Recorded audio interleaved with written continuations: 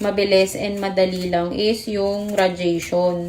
Sikapin natin mga sis na kumain ng apple kahit once a day lang. Because an apple a day keeps the doctor away. Before, hindi ko binabalatan yung apple mga sis. Pero, nung na-diagnose na ako, binabalatan ko na siya. Para hindi natin makain yung dumikit na germs or bacteria sa balat.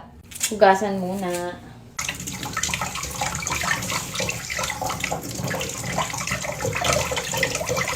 Ang lamig ng panahon ngayon mga sis, no? Lamig ng tubig dito sa amin. Tapos pag gabi, ang lamig din ng hangin. Tapos sa umaga naman, kapag maagang maaga, as in yung kakasikat pa lang ng araw, ang lamig din ng hangin. Parang December. Mga sis, based sa experience ko, no? Kung i-compare ko yung chemotherapy, surgery, or mastectomy, tapos yung radiation, sa tatlo, ang pinaka mabilis and madali lang is yung radiation. Kasi, although everyday siya from Monday to Friday, 5 to 10 minutes, ang matagal lang is yung first day or day 1. Mga 20 minutes siguro yun kasi parang ipoposition ka pa, ganun. Then, dapat kasi tama yung matarget ng radiation. So, yun, medyo matagal. Pero kapag second day onwards, mabilis na lang yun. 10 minutes, second day, tapos third day, 5 minutes, hanggang sa paiksi siya ng paiksi. Ang hassle lang sa radiation is dahil araw-araw siya. Tapos kapag malayo yung hospital kung saan kayo nagpaparadiation, yung biyahe, yun yung nakaka-drain. Kasi araw-araw kayo kailangan bumiyahe.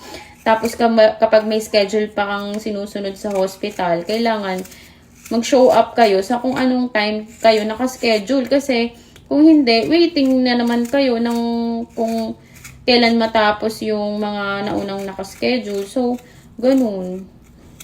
Pero, pagdating naman sa side effects mga sis, yung balat is masusunog talaga. Pero, depende yon sa pag-aalaga nyo sa skin nyo. Ako kasi, very sensitive ang skin ko. As in, bata pa lang ako. Madali akong masugatan, tas magkapeklat, ganun. Kaya nung radiation ko, medyo kinakabahan din ako nung time na yun. Kasi sabi ko, hala, sana kayanin ang balat ko hanggang sa matapos yung 30 days ko. Kasi 30 sessions ng radiation yung treatment plan sa akin.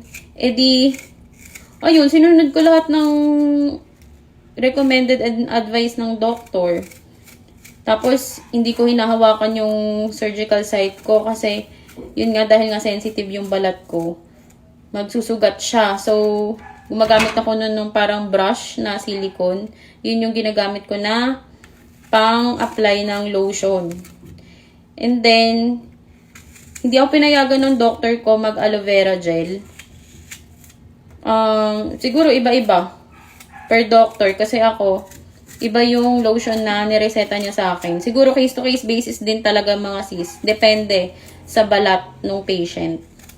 Iniiwasan ko muna magpainit sa araw nung time na nagra-radiation ako mga sis kasi mas prone siya sa sunog. Kasi yung pinaka-side effects talaga is yung sunburn-like skin. Tapos yung mamamalat, magtutubig, ganun. Pero may iwasan siya kapag naalagaan mo nga ng tama. Yung sa akin, hindi naman umabot sa point na nagtubig. Ang up to ano lang siya, parang namalat lang siya, namula, nangitim, namalat. Pero hindi naman siya nagtubig, hindi rin siya mahapde kasi nga, yun, maalaga ako sa skin ko. Pero yung mismong procedure mga sis, hihiga lang kayo dun sa parang table, tapos itututok yung radiation dun sa targeted area sa inyo, and then wala naman kayong mararamdamang init nun mga sis, kasi parang laser lang siya. Then yun, relax lang kayo habang nakahiga. Tapos saglit lang yun, mga 5 to 10 minutes, depende sa kung anong day na kayo. Hindi siya masakit during the procedure. Yung side effects lang kapag di nyo naalagaan ng tama yung skin nyo, dun masakit. Pero ako sa awa ng Diyos, hindi ko naman na-experience yun, mga sis.